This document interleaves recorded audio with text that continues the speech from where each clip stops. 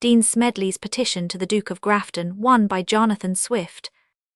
Non domus et fundus non eris a servis, et auriher episti Roman 2:47. It was my lord the dexterous shift of t'other Jonathan viz. Swift, but now St. Patrick's saucy dean, with silver verge and surplice clean of Oxford, or of Ormond's grace in looser rhyme to beg a place.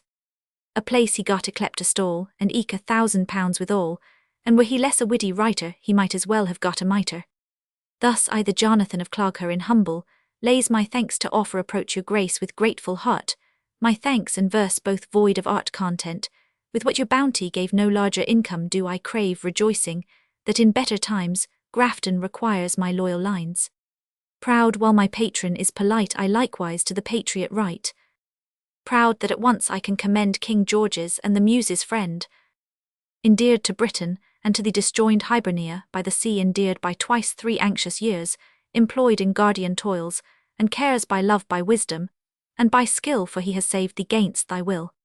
But where shall Smedley make his nest, and lay his wandering head to rest? Where shall he find a decent house to treat his friends, and cheer his spouse? O tack my lord some pretty cure in wholesome soil, and ether pure the garden stored with artless flowers, in either angle shady bowers.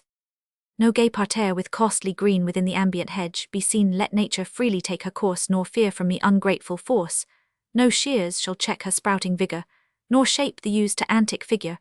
A limpid brook shall trout supply in May, to take the mimic fly round a small orchard, may it run whose apples redden to the sun. Let all be snug and warm and neat for 50, turned a safe retreat a little Euston, too may it be Euston ill carve on every tree. But then to keep it in repair my lord twas £50 ire will barely do, but if your grace could make them 100 charming place, thou then wouldst show another face. Clogher far north my lord it lies midst snowy hills, inclement skies one shivers with the arctic wind, one hears the polar axis grind. Good John 3 indeed with beef and claret, makes the place warm that one may bear it. He has a purse to keep a table, and eke a soul as hospitable. My heart is good, but assets fail to fight with storms of snow and hail.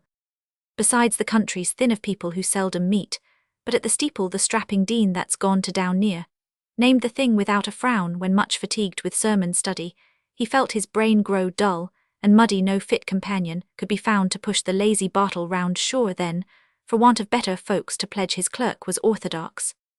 Ah, how unlike to Gerrard Street, where beaux and belles in parties meet, where gilded chairs and coaches throng and jostle as they troll along where tea and coffee hourly flow, and gapeseed does in plenty grow, and grizz no clock, more certain cries exact at 7 hot mutton peas.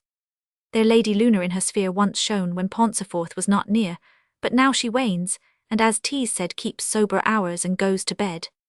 There but Tease endless to write down all the amusements of the town, and spouse will think herself quite undone to trudge to Connor for from sweet London, and care we must our wives to please, or elsew shall be ill at ease.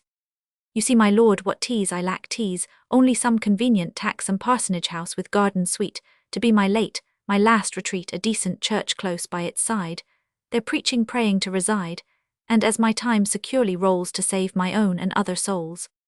Footnote 1 This piece is repeatedly, and always satirically alluded to in the preceding poems Scott.